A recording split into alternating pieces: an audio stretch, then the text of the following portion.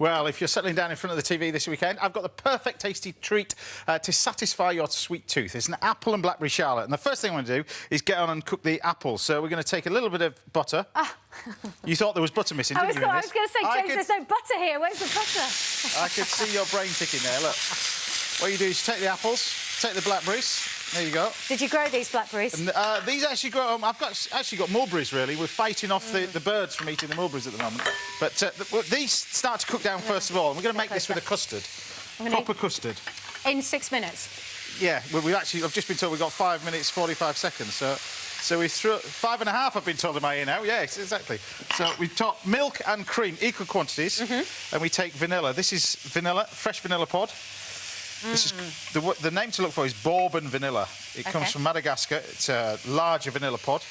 But you take the vanilla and pop that in there, and you infuse the vanilla in there. Okay. Next, we're going to line our charlotte moulds, or rather, make our charlottes. So you take a piece of bread. You want 2 discs here, like that, and then you want 2 small discs. So the old-fashioned desserts, really, these were always made out of bread and butter pudding. The Americans do the charlotte russe, which is like a mousse, that kind of stuff. So just normal... Oh, there we go. Yeah, you have to dip it in the butter. So you've got wedges of the bread, which you dip around like this, all the way around. So you dip it all around. This is the old-fashioned way of making puddings, you see. Charlotte russe, charlotte, apple charlottes that I'm doing here. So you take the small piece of bread first, in there, dip that in. And it has to be... Does it have to be fresh bread? It's got to be fresh bread, really, but ideally thin sliced bread. So you don't white.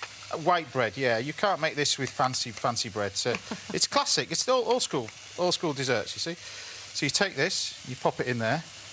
It smells delicious already. And then you've got your... Look at that. You've got your apples already straight away. These are Bramley apples, which are fabulous.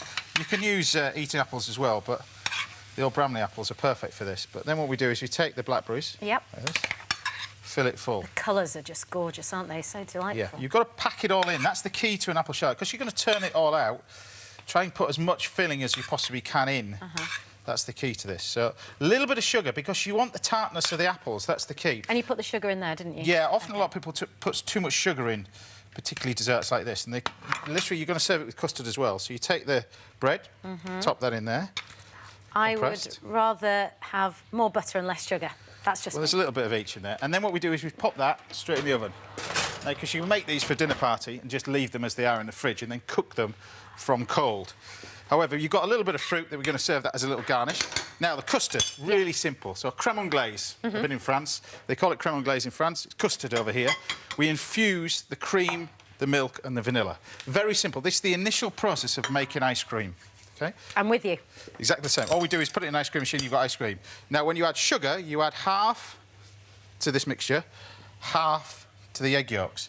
Now, it's important that you make sure everything's ready, because if you put the sugar into the egg yolks, it cures the egg yolks. You'll see when you're making a sponge and you've mixed together the egg yolks and you've wandered off, and you see little speckles of yellow, you'll never get rid of them. It's actually cooked the egg yolks.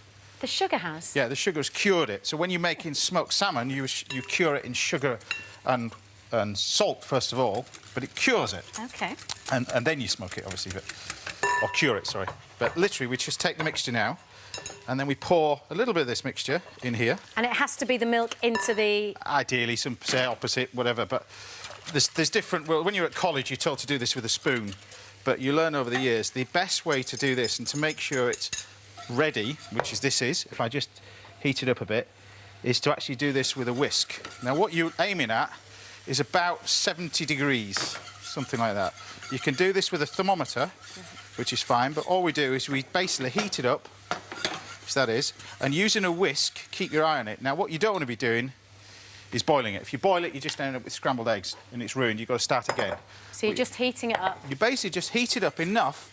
Ideally, you do this with a wooden spoon. You see that it coats the back of a spoon when it's ready.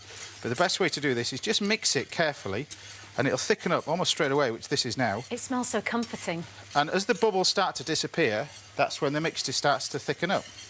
So that's when... So the bubbles have to start... The bubble starts to disappear, which they are now. You see that? It's got thicker. Yep. Mix that together. It's happened so quickly. Happens really... See that? It's thick now. And then all we do is we take our sieve. If you can hold the sieve for me. I can indeed. That smells so good. You pour that through there. Now, if I pop this into an ice cream machine, you then have vanilla ice cream. So that's the base of an ice cream as well? That is the basis of ice cream. And then all we can do is grab our Charlottes, take them out of here. As fast as that? Press them down. Like that. Ooh. Lift them off. I love a dessert that you can put in the fridge and cook later. Oh, he's good. Well, I don't know about that. A little bit longer, possibly, in the oven, but, you know, a couple more minutes. But then you take a little bit of compote to go with it. And then you've got your custard, look. You pour your custard over the top. That looks incredible. Look at the colours. I'm going to have to try. Apple Charlotte, you can make this with rhubarb. It's fantastic. But any fruit that's in season as well, use that as a base. But peaches, it's amazing. But look, I'll break into that for you so you can see what it's like. That is absolutely delicious. I'm going to try that custard this week, Al. Well, it's fruit and butter. It's just the butter. That's what it is. Milk, cream, you can use peaches, you can use pears. Simple as that. You're a genius.